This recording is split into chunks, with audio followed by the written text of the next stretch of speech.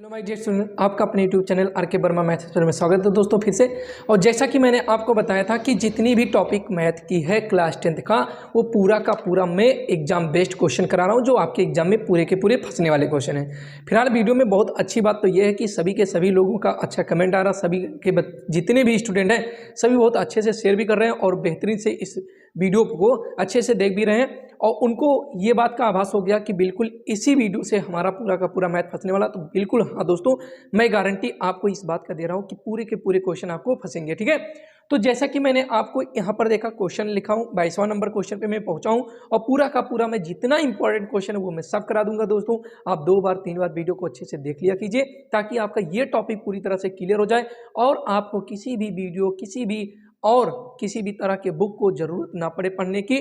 ठीक है मेरे भाई, तो आपको मैंने क्या बताया था कि क्लास 10th का गणित 2022 एग्जाम में चौथा वीडियो ये है मेरे दोस्तों। लग रहा है वीडियो और लंबी जाने वाली है क्योंकि टॉपिक को जो किया जा रहा है, खींचा जा रहा है। मैं सोच रहा हूँ कि आपको वास्तव में ऐसा कोई टॉपिक ना बचे कि जैसा क्वेश्चन आपके एग्जाम में फंसे ना मेरे इस वीडियो से। ठीक है, तो इसीलिए मैं पूरा का पूरा बेहतरीन से कराने की कोशिश कर रहा हूँ। ठीक, चलो फिलहाल चौथे लेसन तक पहुंचे यानी चौथे चैप्टर पे पहुंचे हैं, यानी त्रिभुज ट्रायंगल पे पहुंचे हैं। तो ट्रायंगल का एक क्वेश्चन आपके सामने आया हुआ है। दो समरूप त्रिभुजों के परिमाप क्रमशः 40 सेंटीमीटर तथा 60 सेंटीमीटर है।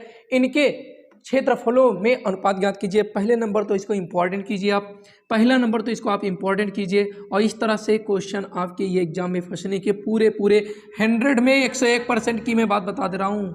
100 की बात नहीं, 101% की बात बता रहा हूँ। फंसेगा मेरे भाई तो आराम से आप पढ़ लो। ठीक है, चलो ठीक, आज सोच रहा हूँ साइंस का भी वीडियो स्टार्ट कर दूँ। ठीक है, तो टाइम रहेगा तो बिल्कुल जरूर, और आप लोग ज़्यादा से ज़्यादा शेयर कर दिया करो। ठीक है दोस्त, चलो फिलहाल इस चीज़ को समझते हैं। देखिए पहले कुछ हम रूल समझ लें थोड़ा सा। और जैसे ये हो जाता है, एक त्रिभुज हुआ जिसका नाम दिया है ABC और एक दूसरा त्रिभुज है जिसका नाम है PQR, है। ठीक है, तो इस तरह से अगर देखा जाए कि ये दोनों त्रिभुज समरूप हैं, अगर ये बात कह दे रहा है कि त्रिभुज ABC जो हैं वो समरूप हैं त्रिभुज PQR के, तो हम कह सकते हैं त्रिभुज ABC एरिया ऑफ, मैं लिख देता हूँ एरिया ऑफ त्रिभुज ABC एंड एरिया ऑफ त्रिभुज PQR, मतलब त्रिभुज ABC का क्षेत्रफल बटे त्रिभुज PQR का क्षेत्रफल इनकी संगत भुजाओं के अनुपात के वर्ग के बराबर होगा। तो देखो ये संगत भुजाएं AB का वर्ग कर देंगे और इसकी संगत भुजा क्या हो जाएगी PQ। तो यही चीज हम किसके बराबर लिख सकते हैं, BC का स्क्वायर बटे QR का स्क्वायर मेरे दोस्त, और इसी चीज को लिखेंगे AC का स्क्वायर बटे PR का स्क्वायर। मेरे भाई समझ में आया? बोलो हाँ या ना। बिल्कुल समझ में आ गया होगा कि दो त्रिभुज अगर समरूप हैं तो उन दोनों त्रिभुजों के क्षेत्रफलों का जो अनुपात होता है उनकी संगत भुजाओं के वर्ग के अनुपात के बराबर होता है। एक और इसी में पॉइंट होता है कि अगर मान लो इस त्रिभुज की हाइट दी हुई है, इस त्रिभुज की हाइट दी हुई, यहाँ पर हमने D लिख दिया और यहाँ पर मैंने S लिख दिया, तो यहाँ पर जो यहाँ पर इसके हाइट हैं उनके भी अनुपात के बराबर हो जाता है, यानी AD का स्क्वायर बटे PS का स्क्वायर मेरे भाई। ठीक है, तो ये चीज़ आपको समझना था मेरे दोस्त। इतनी चीज़ें आपको बहुत अच्छे से समझ में आनी चाहिए। अगर आप 10th का स्टूडेंट हैं और आपको एग्जाम देना है तो ये चीज़ें आपको समझ में आनी चाहिए। ठीक है, चलो अब इसको फिलहाल तो मैं मिटा दे रहा हूँ। ठीक है, इतना मैंने मिटा दिया, चलो पूरा का पूरा मिटाते हैं। अब देखो प्रश्न पे चलते हैं। जो आपका प्रश्न कह रहा है मेरे भाई, मैं वास्तव में ना आपको बहुत अच्छे से चीज़ें करा रहा हूँ। एक तो मैं आपके सामने क्वेश्चन ले आया, फिर भी आपके दिमाग में थ्योरी नहीं तो वो थ्योरी भी मैं आपके दिमाग में करा दे रहा हूँ। ठीक है, तो ये तो बहुत अच्छी चीज़ हो जाती है, बड़ी बेसिक चीज़ हो जाती है कि कोई व्यक्ति हमको क्वेश्चन भी करा दे रहा, क्वेश्चन के साथ में हमको उसके लैंग्वेज क्या होते हैं, उसके तरीके क्या होते हैं, फार्मूले क्या यूज होते हैं, वो भी अगर समझा दिया जाता है तो पूरा का पूरा तो मिल ही जा रहा है। अब क्या मैथ अगर आप देखा जाए तो मैथ हिंदी से भी इजी हो जाएगी आपकी। ठीक है, जो क्लास 10th के स्टूडेंट है मेरे भाई। ठीक, चलो इसको कैसे हम समझेंगे इसको देखते हैं। तो इसके लिए क्या होता है कि दो समरूप त्रिभुजों के परिमाप, तो मैं लिखता हूं पहले त्रिभुज का परिमाप और बटे दूसरे त्रिभुज का परिमाप। आप हिंदी में लिख लीजिएगा या सिंबल बना दीजिएगा, कोई दिक्कत नहीं। ये त्रिभुज का सिंबल है, चाहे सिंबल बना दीजिएगा या ये परिमाप बराबर पहली भुजा, पहले त्रिभुज की भुजा और बटे दूसरे त्रिभुज की भुजा। तो ये देखिए यहाँ पर क्या हो जाएगा, सिंगल घात में रहेगा मेरे दोस्त, या आप तो इसको या तो फार्मूला मान लीजिए कि पहले त्रिभुज का परिमाप बटे दूसरे त्रिभुज का परिमाप बराबर a1 बटे a2, यानी पहले त्रिभुज की एक भुजा और दूसरे त्रिभुज की एक भुजा। तो पहले त्रिभुज का परिमाप है 40 मेरे दोस्त, और दूसरे त्रिभुज का है ये इतना। तो ये संगत भुजाएं हैं a1 और a2। छोटा तो नहीं लिख रहे हैं, एक जीरो आपने काट दिया, 2 तिया 6, 2 दूना 4, 2 तिया 6, यानी अगर देखा जाए तो a1 बटे a2 का मान मेरे दोस्त 2 बटे 3 आ गया। तो जब संगत भुजाओं का अनुपात मालूम हो गया तो आप बहुत अच्छे से जान सकते हो कि पहले त्रिभुज का क्षेत्रफल, पहले त्रिभुज का क्षेत्रफल और बटे दूसरे त्रिभुज का क्षेत्रफल, दूसरे त्रिभुज का क्षेत्रफल। बहुत अच्छे से सीखते रहिए आप, और एग्जाम में सभी क्वेश्चन आपके फंसेंगे। हाँ, दूसरे त्रिभुज का क्षेत्रफल बराबर a1 का स्क्वायर बटे a2 का स्क्वायर। तो a1 बटे a2 लिख देता हूँ, a1 बटे a2 का होल स्क्वायर, क्योंकि इस पर भी स्क्वायर इस पर भी स्क्वायर तो होल स्क्वायर। और a1 बटे a2 की बात करें तो 2 बटे 3 का होल स्क्वायर। इस तरह से 2 दूना 4, 3 त्रिका 9, यानी 4:9 हो गया मेरे दोस्त आंसर। बोलो समझ में आ गया? चलो अगले क्वेश्चन पे चलते हैं। तो दोस्तों ये क्वेश्चन आप अपने दिमाग में नोट कर लीजिए। ये ऑप्शनली में एक क्वेश्चन ऐसा आता है कि दो समरूप त्रिभुजों की संगत ऊंचाइयां या दो त्रिभुजों की ऊंचाइयां क्रमशः इतना और इतना है, उनके क्षेत्रफलों का अनुपात ज्ञात कीजिए। तो ये चीज या तो संगत भुजाओं पर दे देगा या तो ऊंचाइयों पर, लेकिन हमको लगता है अब की बार आपके ऊंचाइयों पर ही क्वेश्चन आने वाला है। तो इसीलिए इस क्वेश्चन को आपको बेहतरीन से समझ लीजिए। यहाँ 3 की जगह पे कुछ हो सकता है, 4 की जगह कुछ हो सकता है, लेकिन मॉडल जो रहेगा यही रहेगा। ठीक है, तो ये क्वेश्चन अपने दिमाग में पूरी तरह से डाल लीजिए। देखिए कैसे हम सॉल्व करेंगे। ठीक है, चलो इसको सॉल्व करते हैं बहुत आसानी से। अभी हमने कहा आपसे क्या, यहाँ पर पूछा है कि उनके क्षेत्रफलों में अनुपात ज्ञात कीजिए। तो हम कहते हैं पहले त्रिभुज, क्या कहेंगे मेरे भाई, पहले त्रिभुज का क्षेत्रफल, पहले त्रिभुज का क्षेत्रफल, पहले त्रिभुज का क्षेत्रफल, त्रिभुज का क्षेत्रफल बटे दूसरे त्रिभुज का क्षेत्रफल, दूसरे त्रिभुज का क्षेत्रफल, दूसरे त्रिभुज का क्षेत्रफल का क्षेत्रफल।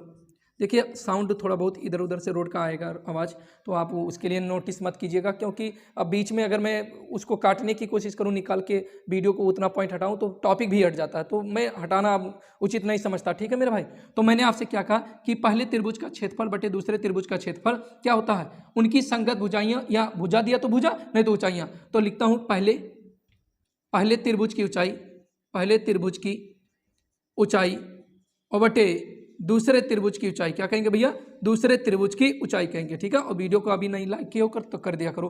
ठीक है, तो पहले भुजा, पहले की कहा भैया, पहले का स्क्वायर करना पड़ेगा, इसका भी स्क्वायर कर देंगे और इसका भी स्क्वायर, यानी क्योंकि संगत भुजाएं हैं ना, तो पहले त्रिभुज की ऊंचाई का स्क्वायर बटे दूसरे त्रिभुज की ऊंचाई का स्क्वायर। तो हम लिख सकते हैं h1 बटे h2 का होल स्क्वायर मेरे दोस्त। ठीक है, तो h1 का मान है 3 और h2 का मान है 4। तो इस तरह से अगर इनका स्क्वायर किया गया तो 3 त्रिका 9, 4 चौके 16, यानी 9:4 16 आ जाएगा। ये हो जाएगा आपका आंसर। क्या हो जाएगा, दोनों त्रिभुजों के क्षेत्रफलों का अनुपात उनकी संगत ऊंचाइयों के वर्ग के अनुपात के बराबर होता है। तो ये हो गया आपका आंसर। ठीक है, चलो अगले क्वेश्चन पे चलते हैं। तो चलिए फिर हम देखते हैं ऐसे क्वेश्चन को कैसे हम सॉल्व करेंगे। ठीक है, देखो ये क्वेश्चन, ये भी बहुत अच्छा क्वेश्चन है, 2020 में एक बार पूछा जा चुका है, इसीलिए इस क्वेश्चन को आप थोड़ा सा नोटिस करें। देखिए कह रहा है क्या, सिद्ध कीजिए कि एक समचतुर्भुज की भुजाओं के वर्गों का योग उसके विकर्णों के वर्गों के योग के बराबर होता। अब ये समचतुर्भुज होता क्या, पहले आप इसको बेहतरीन से समझ लीजिए, तो आपको समझ में आएगा कि क्या होता है। ठीक है, तो हम समचतुर्भुज की बात अगर करें तो ऐसा 4 भुजाओं से घिरी हुई आकृति जिसके प्रत्येक भुजाएं क्या हो, समान हो, तो उसी को हम समचतुर्भुज कहते हैं।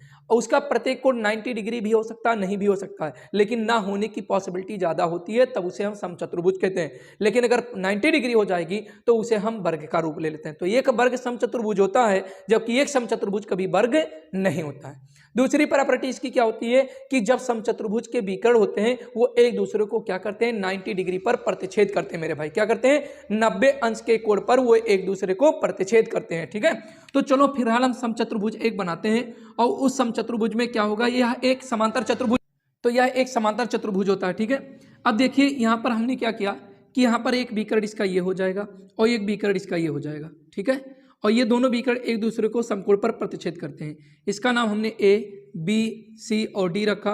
दोनों प्रतिच्छेद किए तो उसको हमने ओ बिंदु रख दिया, और ये परपेंडिकुलर यानी 90 डिग्री पर प्रतिच्छेद कर रहे हैं, तो इस तरह से मैंने इनको दर्शा दिया। ठीक है मेरे भाई, तो चलो फिलहाल मैं लिखता हूं कि क्या लिखता हूं, यानी ABCD एक समचतुर्भुज है, एक समचतुर्भुज है। क्या मेरे भैया, एक समचतुर्भुज है, ठीक है। तथा तथा AC व BD इसके विकर्ण हैं, इसके विकर्ण हैं जो समकोण पर प्रतिच्छेद करते हैं। किस पर? समकोण पर। किस पर भैया? समकोण पर प्रतिच्छेद करते हैं, समकोण पर प्रतिच्छेद करते हैं। इसलिए कोण AOB बराबर, चलो पहले इसे त्रिभुज लिख देते हैं।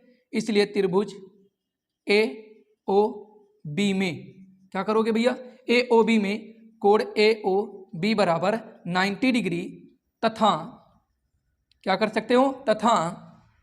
तथा क्या हो जाएगा कि मैं लिखूंगा AO बराबर, तो AO प्रतिच्छेद करते हैं और समद्विभाजित करते हैं, तो AO बराबर क्या हो जाएगा? AC/2 हो जाएगा। तथा हम लिखेंगे OB बराबर, तो ये हो जाएगा BD/2 हो जाएगा। बात इतनी समझ में आया? पुनः समकोण त्रिभुज क्या लिख सकते हैं?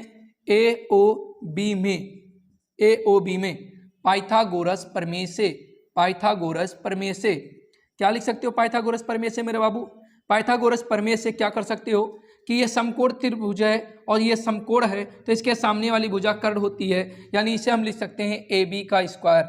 क्या लिख सकते हैं मेरे भाई? AB का स्क्वायर बराबर क्या हो जाएगा? AO का स्क्वायर। क्या हो जाएगा? AO का स्क्वायर, या OA लिख दो, OA थोड़ा पढ़ने में अच्छा लगता है, और प्लस OB का स्क्वायर, ठीक है। अब AB स्क्वायर तो ऐसे रहने दिया, लेकिन OA के दर पे कितना लिख सकते हैं? AC/2 का होल स्क्वायर, और प्लस इसको लिख सकते हैं BD/2 का होल स्क्वायर, ठीक है मेरे दोस्त। तो ये हो जाएगा AB का स्क्वायर बराबर AC का स्क्वायर बटे 2 दूना 4 और BD का स्क्वायर बटे 2 दूना 4। एक बात समझ लो, ऐसे क्वेश्चन आपके एग्जाम में फंसेंगे, छप के आएंगे मेरे दोस्त, एक बात समझ लो। दोनों का हर बराबर है तो लिख सकते हो क्या? AB का स्क्वायर बराबर AC का स्क्वायर प्लस BD का स्क्वायर बटे 4। अब ये 4 इधर आएगा तो 4AB स्क्वायर बराबर क्या हो जाएगा? AC square plus BD square, ठीक है। चूंकि समचतुर्भुज है तो AB का मान BC के बराबर, BC का मान CD के बराबर, मतलब सभी आपस में बराबर होते हैं। फिलहाल AB बराबर CD, BC बराबर CD बराबर DA। तो क्या मैं यहाँ पर इस AB को 4 बार ऐसे AB square plus AB square plus AB square plus AB square 4 बार नहीं लिख सकता मेरे दोस्त? और इसको लिखूंगा AC स्क्वायर प्लस BD का स्क्वायर। बोलो हाँ या ना? इतनी चीज़ अगर आप नोट कर लियो तो मैं इसको मिटा दूं। चलो मिटा दिया थोड़ा सा। अब देखो AB को तो फिलहाल AB रहने दिया, लेकिन इस AB को मैं BC लिख दे रहा हूँ, इस AB को मैं CD लिख सकता हूँ, और इस AB को मैं DA लिख सकता हूँ। तो इस तरह से देखा जाए तो किसी भी समचतुर्भुज के प्रत्येक भुजाओं के वर्गों का योग उसके विकर्ण के योग के बराबर आया कि नहीं? AB समचतुर्भुज की भुजा, BC भी भुजा, CD भी भुजा, DA भी भुजा हो गई, और AC और BD क्या हो गया? इसके विकर्ण हो गए भैया। AC विकर्ण हो गया, BD विकर्ण हो गया। बात समझ में आ गया? अगर समझ में आ गया क्वेश्चन तो तुरंत लाइक करो और कमेंट अच्छे से कर देना, ठीक है। चलिए एक और बेहतरीन क्वेश्चन आपके सामने, ठीक है मेरे दोस्त। चलो ये चित्र से रिलेटेड भी क्वेश्चन आपके पूछे गए एग्जाम में, ये भी 2019 में पूछा गया क्वेश्चन है। तो कोशिश ये करो कि जो भी मैं क्वेश्चन करा रहा हूँ वो बहुत आपके लिए इंपॉर्टेंट है, ठीक है। तो वो सभी के सभी क्वेश्चन को आप अच्छे से देखो, उसको 2 बार 3 बार बेहतरीन से कर लो, फिर तो यार एकदम बेहतरीन बता रहा हूँ। 70 में 70 आप लिखित एग्जाम जो आपका होता है 70 नंबर का, उसमें 70 में 70 आप पूरी तरह से पा जाओगे मेरे दोस्त, ठीक है। क्योंकि मैथ एक ऐसा टॉपिक है जिसमें आपको कोई भी क्वेश्चन आ रहा है तो उसमें परफेक्ट नंबर मिलने वाले, उसमें राइटिंग वगैरह पे कोई नंबर कटने वाला तो है नहीं। तो भैया जब राइटिंग में नहीं करने वाला तो 70 में तो 70 आपको मिलेगा ही। बस स्टेप क्लियर होने चाहिए, स्टेप बाय स्टेप प्रश्न को लगाना, स्टेप बाय स्टेप उसमें क्लियरिटी देना कि हाँ कोई चीज़ें वहाँ पर लुप्त मत कर देना, 2-1 स्टेप गायब मत कर देना, ऐसा कुछ मत करना। आराम से लिखते जाओगे स्टेप बाय स्टेप, जैसे मैं सॉल्व करता हूँ एक एक वर्ड लिख देता हूँ, उसी तरह से तुम भी करो भैया, ठीक है।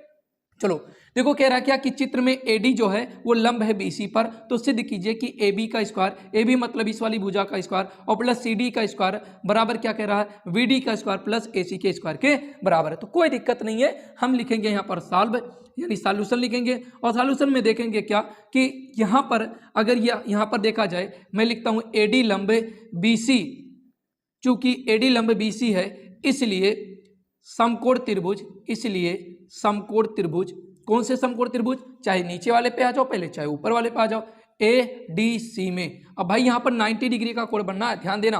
तो इसके सामने वाली भुजा क्या होगी, कर्ण होगी। तो मैं लिखूंगा ए सी का स्क्वायर बराबर लंब का स्क्वायर यानी ए डी का स्क्वायर और प्लस क्या हो जाएगा, डी सी का स्क्वायर। ठीक है, अब इससे हम समीकरण नंबर 1 लिख देते हैं और यहीं पर आपकी इच्छा करे तो लिख भी दीजिए पाइथागोरस प्रमेय से। क्या चीज लिखिए, पाइथागोरस प्रमेय से। दूसरा क्या हो जाएगा, तथा त्रिभुज, तथा समकोण त्रिभुज, तथा समकोण त्रिभुज क्या हो जाएगा भैया, ए बी डी में। क्या हो जाएगा, ए बी डी में, ए बी का स्क्वायर बराबर, ए बी का स्क्वायर बराबर क्या हो जाएगा, ए बी का स्क्वायर बराबर बी डी का स्क्वायर, बी डी का स्क्वायर प्लस ए डी का स्क्वायर। समीकरण नंबर 2 हो जाएगा।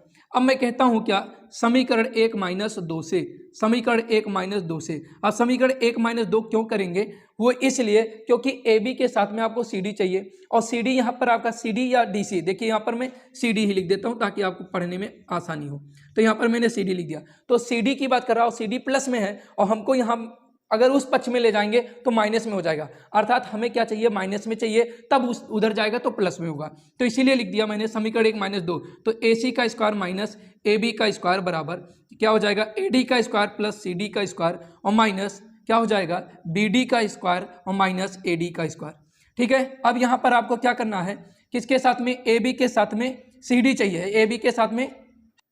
चलो, तो यहाँ पर हम थोड़ा सिद्ध करने वाले पर भी अपने दिमाग को फोकस करते रहते हैं और जो यहाँ पर काम करते हैं उसी के अनुसार उसको देखते रहते हैं। ठीक है, तो हमें सी डी चाहिए ए बी के साथ में, तो ए बी को इधर लाएंगे तो प्लस हो जाएगा, क्या ए बी हो जाएगा प्लस ए बी का स्क्वायर और प्लस सी डी का स्क्वायर। और यहाँ पर आप देख रहे होंगे कि ए डी से ए डी कैंसिल हो जा रहा है, फिर आपका बचेगा क्या मेरे दोस्त, ये बी डी उधर जाएगा तो ये हो जाएगा A C square plus B D square. तो जो आपको प्रूफ करना था वो प्रूफ हो गया मेरे दोस्त। ठीक है, तो इस तरह से ये हो जाएगा आपका आंसर और ऐसे एग्जाम में कॉपी में आप लिखिएगा। चलिए अगले क्वेश्चन पे चलते हैं। चलिए देखिए, एक क्वेश्चन और आपके लिए बहुत बेहतरीन लाया हूं दोस्तों, ये भी आपका 2019 और 20 में लगातार पूछा गया क्वेश्चन है, तो इसको आप बेहतरीन से समझिएगा। ठीक है, देखो कह रहा है क्या, पहले लैंग्वेज को समझिए आप, ये 6 नंबर के क्वेश्चन है, ये दीर्घ उत्तरीय क्वेश्चन है, इसीलिए आप इसको बहुत बेहतरीन से समझिएगा। एक त्रिभुज एबीसी की भुजा बीसी पर एक बिंदु डी इस प्रकार लिख लीजिए। तो पहले एक त्रिभुज एबीसी आप बना लीजिए ना, पहले आप तो एक त्रिभुज बनाइए। तो ये हो जाएगा आपका ए हो जाएगा, क्या हो जाएगा ए, ये हो जाएगा ए और बी और सी, और बीसी पर ही एक बिंदु आपको डी इस तरह से लेना है और इसको आपको मिला देना है। तो कह रहा है कि जो त्रिभुज बन रहा है इस समय ए डी और सी, मतलब ये वाला जो एंगल बन रहा है वो इस वाले एंगल के क्या है, समान है। यही हमसे प्रश्न में कह रहा है कि जो एंगल यहाँ पर ए डी सी, मतलब ये वाला एंगल जो बना है वो इस वाले एंगल बी ए सी के बराबर है। तो चलो कोई दिक्कत नहीं, इसके लिए हम क्या करते हैं, लिखते हैं कि दिया है, क्या दिया हुआ है भाई, दिया है त्रिभुज ए बी सी में भुजा बीसी पर एक बिंदु डी इस प्रकार, ये लैंग्वेज लिखना पड़ेगा, इस प्रकार स्थित है कि कोण ए डी सी बराबर कोण बी ए सी। ठीक है, अब हम लिखेंगे यहाँ पर उपपत्ति में क्या लिखा जाएगा, ध्यान से देखिएगा क्या दिया हुआ है। तो इसके लिए हमने देखा, अब यहाँ पर देखा जाए तो कोण ए, चलो लिखते हैं त्रिभुज ए बी सी तथा त्रिभुज ए डी सी में, मेरे भाई बड़े वाले त्रिभुज और इस छोटे वाले त्रिभुज की बात कर रहे हैं, इन दोनों में मैं तुलना करने चल रहा हूं। तो इसमें देखा मैंने कि कोण ए डी सी बराबर कोण क्या हो रहा है, बी ए सी के बराबर हो गया। और यहां पर हम लिखेंगे क्या, दिया है, क्या है, दिया है, तथा कोण बी सी ए बराबर कोण डी सी ए। क्यों, क्योंकि भैया ये उभयनिष्ठ कोण है। क्यों है कि ये उभयनिष्ठ कोण है, क्या है, उभयनिष्ठ कोण है। कैसे, देखिए आप बी सी ए इस वाले छोटे वाले त्रिभुज में बनना, बड़े वाले त्रिभुज में बना, जब ऐसे बड़ा सा त्रिभुज रहेगा बीच वाली लाइन ना रहेगा, और जब इसी को देखा जाए डी वाली इस वाले त्रिभुज के अकॉर्डिंग अगर देखा जाए तो इसमें भी यही सी आ रहा है। तो इसीलिए मैंने कहा सी एंगल दोनों में कॉमन हो रहा है। और यदि किसी भी त्रिभुज, दो त्रिभुज होते हैं, अगर उन दोनों त्रिभुजों में देखा जाए तो दो कोण समान हो जाते हैं, तो त्रिभुज क्या हो जाते हैं, समरूप हो जाते हैं। तो इसीलिए लिखेंगे त्रिभुज ए बी सी समरूप त्रिभुज ए डी सी। और जब समरूप हो गए तो इसलिए लिखेंगे अतः समरूपता के नियम से, अतः समरूपता की कसौटी से, समरूपता की कसौटी से। क्या होता है समरूपता की कसौटी? ये कहता है कि इनकी संगत भुजाएं क्या होते हैं? अनुपातिक होते हैं। तो वही संगत भुजाओं की बात हो रहा है। देखो ये था क्या कि AC बटे क्या हो जाएगा भैया, AC बटे BC, ये हो जाएगा AC बड़े त्रिभुज में, बराबर क्या हो जाएगा CD, या CD कहिए DC, चलो CD लिख देते हैं। तो CD बटे क्या हो जाएगा AC या AC। अब इन दोनों का अगर गुणा किया जाएगा तो AC स्क्वायर हो जाएगा और BC गुणे क्या हो जाएगा CD। और यही आपको क्या करना था मेरे दोस्त, प्रूव करना था। क्या करना था?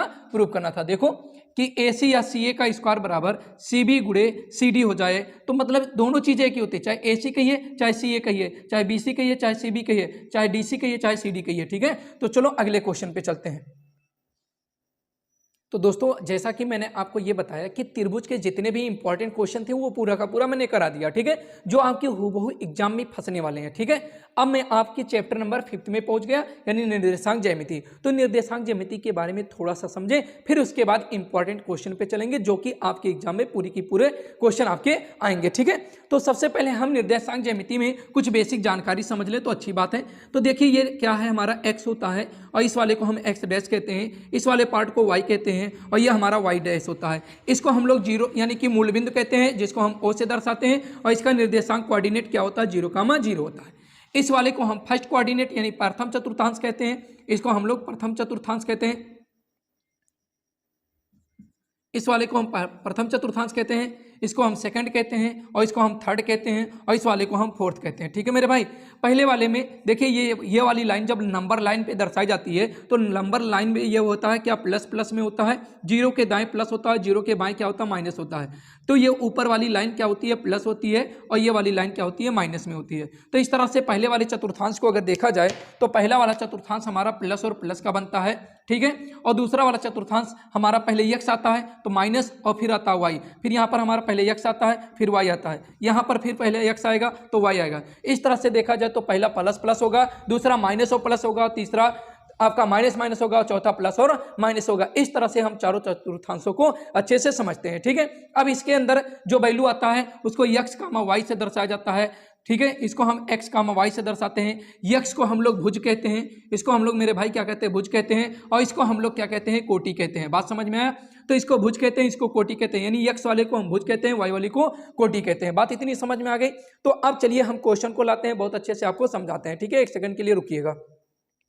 चलो इस क्वेश्चन को अभी से छापो, ये एग्जाम में पूरी तरह से फंसेगा, चाहे वो x अक्ष से पूछेगा चाहे वो y अक्ष से। निर्देशांक ज्यामिति से ये सबसे पॉपुलर क्वेश्चन है, 1 नंबर में या 2 नंबर में टपकता है मेरे दोस्त। तो इसीलिए इसको आप अभी से ही इंपॉर्टेंट करके चलो और दिमाग में एकदम बढ़िया से बैठा लो। ठीक है, क्या कि x अक्ष हो सकता पूछे या y अक्ष। x अक्ष पर एक बिंदु, जो बिंदु a 2,-5 और b 2-2,9 से समदूर अस्थायी का निर्देशांक होगा। मतलब कह रहा क्या कि ऐसे कह रहा कि जिस तरह से आपका ये कोऑर्डिनेट होता है, एक्सिस होता है, कह रहा एक बिंदु है जो 2,-5 है। 2,-5 अगर देखा जाए तो ये चतुर्थ में होगा 2,-5। तो कहीं ना कहीं ऐसे मैंने एक पॉइंट बना दिया और जिसका नाम हमने रख दिया a। ठीक है, एक दूसरा बिंदु है जो 2,-9 है। 2,-9 की बात करें तो कहीं ना कहीं वो दूसरे कोऑर्डिनेट में आएगा। अगर आप इस तरह से बना के लगाते हो तो भी आपका काम हो जाएगा, ग्राफीय विधि से भी। लेकिन ग्राफीय विधि से आपको सॉल्व भी नहीं करना, वो मैं आपको तरीका बता रहा हूं।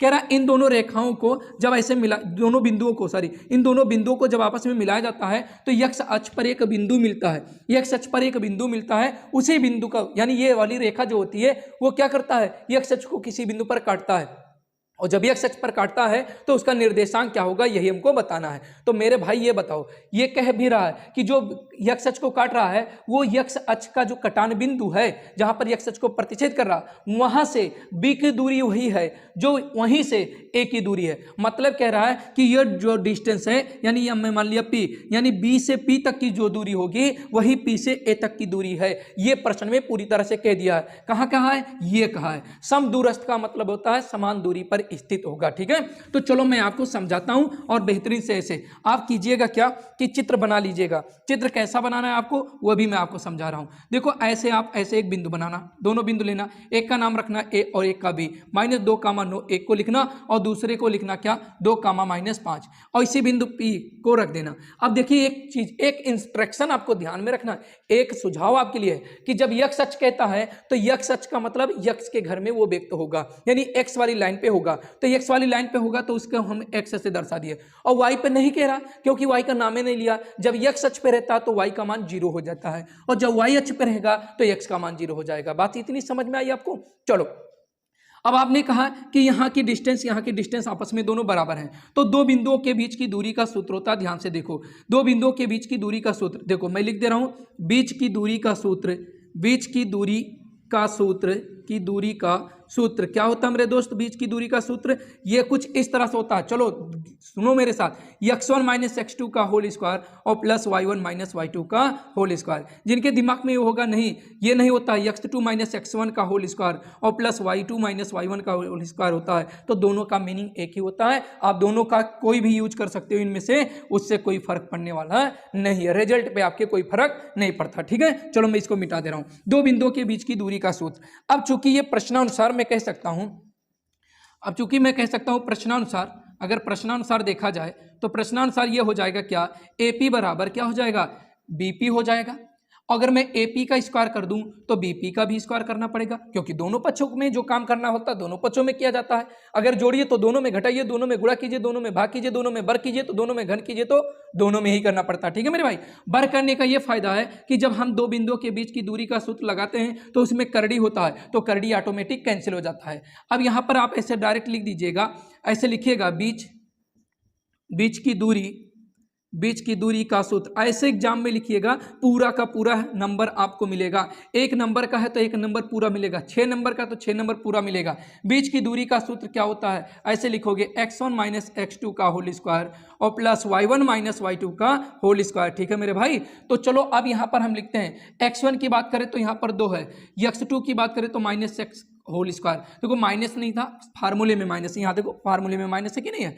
x1 ये आपका x1 हो गया, ये y1 हो गया, ये x2 हो गया, ये y2 हो गया। तो ये x1 2 रखा और x2 x रखेंगे, फिर प्लस y1 की वैल्यू -5 है और y2 -0 का होल स्क्वायर कर देंगे। अब यहाँ पर आ जाइए, इसकी बात करते हैं, तो ये हो जाएगा x1 - 2 है, और x2 का बात करें तो -x का स्क्वायर, प्लस y1 की बात करें तो 9 और -y2 का मान हो जाएगा इतना। बात इतनी समझ में है मेरे भाई? चलो अब आगे इस चीज को करते हैं। देखो a - b का होल स्क्वायर, तो 2 दूना 4 प्लस x स्क्वायर और 2 दूना 4 -4x हो जाएगा, -5 का वर्ग प्लस 25 हो जाएगा। अब इतना तो आपको मालूम हो गया होगा। फिर ये 2 दूना 4 हो जाएगा, x स्क्वायर हो जाएगा, माइनस का गुणा प्लस हो जाएगा और 2 दूना 4x हो जाएगा और 9 9 81 हो जाएगा।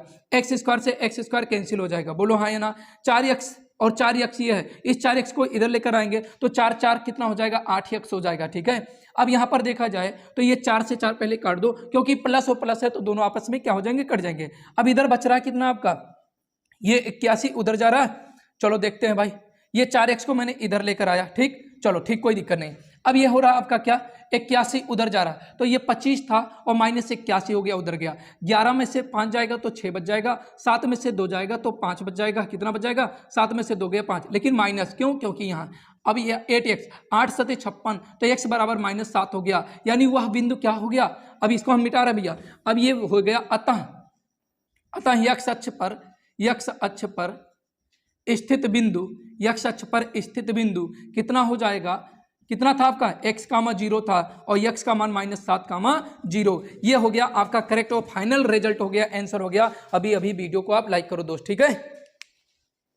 चलिए एक और क्वेश्चन आपके सामने, इसको भी आप इंपॉर्टेंट अभी के अभी तुरंत कर लीजिए और इसको अच्छे से सीख लीजिए, ठीक है। ये भी क्वेश्चन आपके 1 या 2 नंबर में पूछे जाएंगे, कभी कभी 1 नंबर में पूछ लेता, कभी कभी 2 नंबर। फिलहाल ये 2 नंबर के हैं, क्योंकि इसमें आपको ए तथा बी का मान ज्ञात करना है। अगर सिर्फ और सिर्फ मध्य बिंदु ज्ञात करना होता मेरे भाई ना, तो उसमें सिर्फ 1 नंबर में आता है। लेकिन अगर ये 1 नंबर में इसलिए नहीं होगा क्योंकि यहाँ पर ए और बी के मान ज्ञात करने हैं। जब ए और बी के मान ज्ञात करने होते हैं तो वहां पर आपके 2 नंबर के क्वेश्चन बन जाते हैं, क्योंकि स्टेप थोड़ा सा बढ़ जाता है। चलो इसको भी सीखते हैं। देखो मैं आपको समझाना चाहूंगा कि ये ए है और ये आपका बी है। इसका निर्देशांक x1 कामा y1 और इसका निर्देशांक x2 कामा y2 है, ठीक है। और इसके बीचों बीच मध्य बिंदु का मतलब बीचों बीच होता है, तो बीचों बीच में मैंने p रख दिया, ठीक है। तो इस p का निर्देशांक x कामा y होता है। मैं अपनी मर्जी से मान लिया कि x कामा y है। तो इसको हम कैसे फाइंड करते हैं, कैसे हम इसको फाइंड करते हैं, कैसे इसको हम सॉल्व करते हैं, देखिए कैसे सॉल्व करेंगे। तो इसका फार्मूला पहले मैं आपको बता रहा हूँ, फार्मूला पहले आप समझ लीजिए, फिर आराम से क्वेश्चन भी सॉल्व हो जाएगा। तो देखो क्या होता है, x1 plus x2, x1 plus x2 और y2 comma y1 plus y2, y1 plus y2 by 2, और ये किसके बराबर हो जाएगा मेरे दोस्तों, मध्य बिंदु के निर्देशांक x कामा y के बराबर। तो वही चीज यहां पर दिया है कि दो निर्देशांक दे दिया, आपका दो निर्देशांक दिया है -2 कामा 2 भी हो जाएगा, और एक 3a कामा 4 दिया है, और इसके मध्य बिंदु का निर्देशांक दिया है 2 कामा 2a प्लस 2 दे दिया है, ठीक है मेरे दोस्त। तो ये a हो गया, ये b हो गया। तो कह रहा है क्या, a और b के मान, यहाँ पर a और b के मान क्या रहे होंगे, यहाँ पर a का यहाँ पर b का मान क्या होगा, यही पूछ रहा है। तो इसके लिए फार्मूला अभी अभी हमने बताया। तो आप क्या करोगे, एग्जाम में जब जाओगे तो ऐसे सॉल्व करोगे, और सॉल्व के साथ साथ में आप ऐसे चित्र बनाओगे और लिखोगे x1 बराबर -2, x2 बराबर लिखोगे 3a कामा y1 बराबर लिखोगे 2b और y2 बराबर लिखोगे 4। फिर यहाँ पर लिखोगे x बराबर 2 और y बराबर क्या लिखोगे 2a प्लस 2, ठीक है मेरे भाई। अब आप फार्मूला लगाओगे। अच्छा एक बात बताओ, ये जो वैल्यू आता है वो किसके बराबर होगा, x का वैल्यू x के बराबर। तो मैं लिखूंगा क्या, x बराबर ऐसे लिख देते हैं, हम जानते हैं कि हल्का तो नहीं दिख रहा भाई, हम जानते हैं कि हल्का तो नहीं दिख रहा, ठीक है। हम जानते हैं कि क्या जानते हैं भैया, x1 प्लस x2 बटे 2 बराबर क्या हो जाता है x। तो x1 का वैल्यू कितना मेरे दोस्त, -2 है। x2 का वैल्यू कितना है, x2 का वैल्यू 3a है, प्लस 3a और बटे 2 बराबर है। x की बात करेंगे तो x आपका है 2, 2 दूना क्या हो जाएगा 4, यानी -2 प्लस 3a बराबर 2 दूना 4। तो 3a बराबर क्या हो जाएगा, इस 2 को इधर लाएंगे, 4 और 2 6 हो जाएगा, 3 दूना 6, तो a बराबर क्या हो गया, 2 हो गया, ठीक। a का मान निकल गया, बोलो संतुष्टि मिली आपको। चलो अगला पॉइंट लिखते हैं y का मान निकालने के लिए। तो पुनः लिखेंगे इसे, पुनः क्या लिखेंगे मेरे भाई, y1 प्लस y2 बटे 2 बराबर y। तो y1 प्लस y2 का वैल्यू, y1 का वैल्यू 2b है दोस्त, और y2 का वैल्यू कितना है 4 है, और बटे 2 बराबर y की वैल्यू करें तो कितना है 2a प्लस 2 है। तो 2b और प्लस 4 बराबर यह हो जाएगा 2 दूना 4a प्लस 2 दूना 4 हो जाएगा। तो मैंने लिखा ये 4 से 4 कट गया, तो इधर बचा 2b बराबर 4a हुआ, 2 दूना 4 हो गया, तो b बराबर 2 इंटू a, जबकि आपने तो a का मान निकाला 2। तो इस तरह से b बराबर क्या हो जाएगा मेरे भाई, 4 हो जाएगा, और ये दोनों जगह आप घेर देंगे आराम से, ये हो जाएगा आपका आंसर, ठीक है मेरे भाई। तो चलो इतनी चीज़ें आपको साइड स्क्रीन ले लिए होंगे, और देखिए आप नोट बना लीजिए। नोट बनाने के बाद इस वीडियो को आप देखते रहिए, नोट्स बनाते रहिए, आपके लिए बहुत ही फायदा होगा, ठीक है। चलो अगले क्वेश्चन पे चलते हैं। ये b बराबर 4 शायद नहीं दिख रहा था, तो यहां पर देखो b बराबर 4, ठीक है, मैंने बोल दिया, फिलहाल आपको मालूम हो गया होगा। चलो अगले क्वेश्चन पे चलते हैं। चलो इस क्वेश्चन को भी बहुत बेहतरीन तरीके से कर लें, लोग इसमें फंस जाते हैं, परेशानी होती है, 2 बार एग्जाम में आया हुआ है, तो इस तरह से क्वेश्चन को, इसको भी अच्छे से सीख लें। देखो बिंदु ए की निर्देशांक ज्ञात करना है। अब बिंदु ए कहाँ है, चलो आगे पढ़ते हैं। ए बी एक वृत्त का व्यास है। चलो वृत्त की बात कर दिया तो ऐसे सॉल्यूशन में तुरंत बना लीजिएगा चित्र, और वृत्त का ऐसे व्यास दर्शा दीजिएगा। ये ए और बी इसके छोर हो गए, और बिंदु ओ लिख देना, क्योंकि केंद्र को हम ओ से दर्शाते हैं। जब व्यास की बात करता है तो ये और ये पॉइंट ही वृत्त के व्यास को निर्धारित करते हैं, ठीक है, जो परिधि पर वृत्त के परिधि पर स्थित है। तो कह रहा है कि जिसका केंद्र कितना है 2, -3 है, तो केंद्र 2, -3 है, और कह रहा है तथा बी के निर्देशांक कितना है 1, 4 है। तो हमें इसका निर्देशांक जानना है, तो इसको तो हम जानते हैं x1, y1 होता है। मेरे भाई अभी अभी जो क्वेश्चन मैंने करवाया उसी में आप देखे होंगे कि x1, y1, x2, y2 और ये x, y था, ठीक। तो मैं कहता हूं क्या कि अतः x1 बराबर क्या हो जाएगा, x, यहाँ पर x1 बराबर, चलो x1 बराबर ना लिखते हैं, हम लिखते हैं x1 प्लस x2 बटे 2 बराबर x। तो x1 की जगह पे देखा जाए तो x1 ही है, और x2 की जगह पे देखा जाए तो यही तो आपका x2 है, x2 माने 1, और y2 बराबर x की बात करें तो ये मेरे दोस्त x है, ये y है, तो 2 हो गया। तो x1 प्लस 1 बराबर 2 दूना 4 हो जाएगा। तो x1 बराबर क्या हो जाएगा 4 - 1, तो x1 बराबर आपका 3 हो गया। इस तरह से आपका आंसर हुआ। पहला आंसर x का मान निकल गया। अब y बराबर आप लिखोगे लिखेंगे y बराबर y1 प्लस y2 और बटे 2 लिखते हैं। y का बात करें तो -3, y1 की बात करें तो y1 है, लेकिन y2 की जगह पे 4 है, 2, 3 दूना 6 हो जाएगा, सॉरी 3 दूना -6 हो जाएगा और y1 प्लस 4 हो जाएगा। इस तरह से इसको लाया जाए तो -6 - 4 y1 बराबर -10 हो गया। तो इस तरह से देखा जाए दोस्त तो दोनों का मान निकल गया, यानी x1 y1। तो मैं लिखता हूं लास्ट में अतः बिंदु ए का निर्देशांक, बिंदु ए का निर्देशांक क्या हो जाएगा, क्या आपने माना था a1 x1 कामा y1 बराबर, तो x1 का वैल्यू कितना आया 3 और y1 का वैल्यू -10, तो ये हो गया आपका करेक्ट आंसर। ठीक है मेरे भाई, तो इस तरह से आपका ये भी टॉपिक खत्म होने के लगभग में है। आपको इसमें से 2 क्वेश्चन और करने हैं, एक आपको अंतः विभाजन और बाह्यता विभाजन। ठीक है, तो एक क्वेश्चन उसका इंपॉर्टेंट हो जाएगा। ठीक, तो बाकी वो क्वेश्चन कौन इंपॉर्टेंट हुआ मैं कराऊंगा। वीडियो ज्यादा लंबे नहीं करना चाहता मेरे दोस्तों। ठीक है, और आप लोग ज्यादा से ज्यादा शेयर कर दिया करो यार लोगों तक। जिस तरह से आप इन वीडियो को देख रहे हो ना, मैं बता रहा हूँ पूरा का पूरा एग्जाम में फंसेगा, चिंता ना करो, बस इसी को दम लगा के पढ़ लो। इससे हटके आपके एग्जाम में कुछ नहीं आने वाला। आप अगर मैथ जरा से भी जीरो से अभी आप पढ़े ही नहीं थे, हाई स्कूल के स्टूडेंट हो, आप पढ़े ही नहीं थे, बस इन्हीं वीडियो को देख लो, पूरा का पूरा एग्जाम में छपेगा मेरे भाई, चिंता मत करो। ठीक है, तो चलो इसी पर इसको रखते हैं, खत्म करते हैं। जय हिंद दोस्तों।